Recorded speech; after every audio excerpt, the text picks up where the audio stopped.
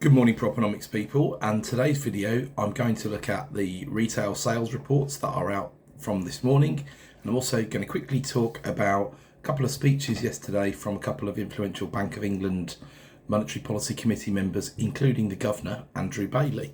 So first of all, the retail sales absolutely flat in March in the previous month. They were up 0.1% in February, so absolutely limping along, and very mixed results really, because automotive fuel up 3.2% in terms of sales, probably just because winter season over, maybe people driving around for Easter, things like that, and non-food sales volumes actually rising 0.5%, which is quite rare, because non-food has been struggling quite significantly since the pandemic and since the big bump in activity. So nothing particularly exciting. Remember, these don't take into account inflation either. So if they haven't moved sales forward at all, inflation has eaten away once more at the beleaguered and struggling retail sector. There's no two ways about it. The worst performer on the month was actually department stores, which I think most people know are a slightly bit of an outdated concept these days, although ones that are doing things like Next partnering with Costa are doing okay because they're driving that footfall through to the cafe and people will buy and spend, and I certainly see local evidence of that, and there's nationwide evidence of that as well. So that's pretty much where we are. Online retail, clothing and footwear did really well. Again, probably see that as a change of seasonality thing apart from anything else, not overly exciting. So on to the economists that spoke yesterday. First of all, Jonathan Haskell. So for those who don't know, Haskell is a particularly hawkish member of the bank's Monetary Policy Committee. That means he wants to keep rates higher for longer, generally speaking, and he's very worried about inflation and he thinks it's not falling fast enough. That's what he said relatively recently. Don't bet on rates falling anytime soon, things like that have sort of jittered the bond markets a little bit and kept the yields relatively high. Yesterday's he added to his relative, hawks tend to sound quite bearish as well, because obviously they're saying rates need to stay higher for longer. So we haven't, effectively what they're saying is we haven't got inflation under control as we need to. And of course we've had figures in the past few days, including 6% rise in wages still persisting throughout the wider economy. And remember, that's not even April's figures yet, with these massive pay rises that have occurred to people on minimum wage and things like that. Yesterday he added to that with some more bearishness around how the UK is falling behind the US in the race for AI. I would have thought that's one of the most self-evident things ever, to be honest with you. We just do not remotely compare to the USA in terms of our tech companies and investment. You know, I think one of the best things we do is probably make chips, apart from anything else. ARM, English manufacturer, Cambridgeshire based. About the only big success story that's anything to do with AI or tech that I'm really aware of. And of course we're so many light years behind Silicon Valley now for so many reasons. You know, they pay so much more money, they get all the very best people in the world because the pay attracts them. It's so, you know, 500,000 plus is absolutely not uncommon annually, although of course they do want blood for it apart from anything else. But he's then worried about more and more about a productivity gap appearing, and we've had this productivity problem since 2008, although a lot of the problems that we've had since 2008 were also a little bit based on the fact that we lived in a fantasy world really in some of that time, 2007, 6, 5, you know, totally money being created out of fresh air, lots of things that overvalued, assets that didn't really exist. So it doesn't really paint a very fair picture, I don't think, when you look back to years like 2007 and use them as a high watermark or a benchmark. And of course in that year particularly, especially when you compare to historical trends, property was incredibly overvalued in price as well, 35% ahead of the historical trend line when inflation was applied.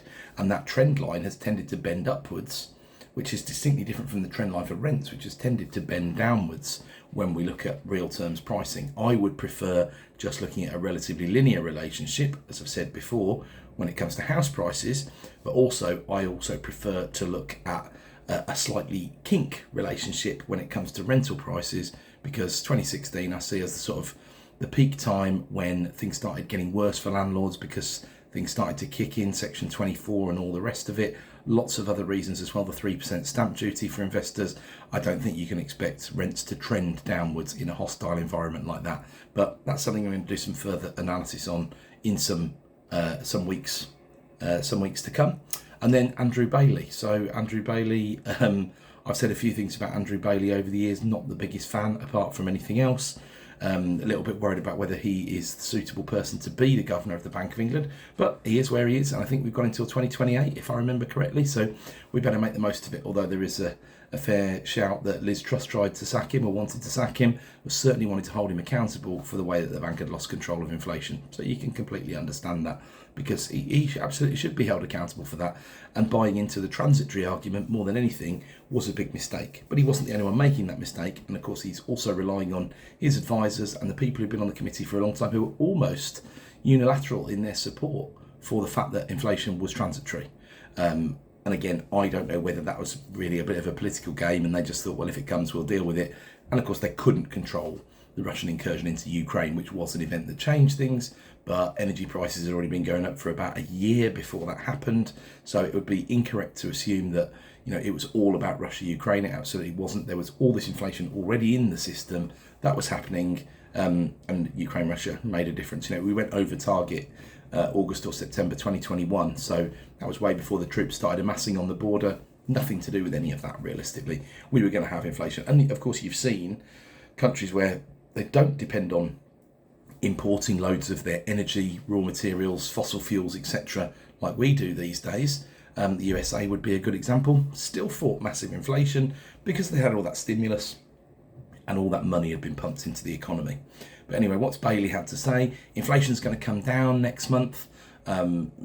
It's a ridiculous prediction. Everybody knows it's going to come down. There's no secret that the energy price gap is down 15%.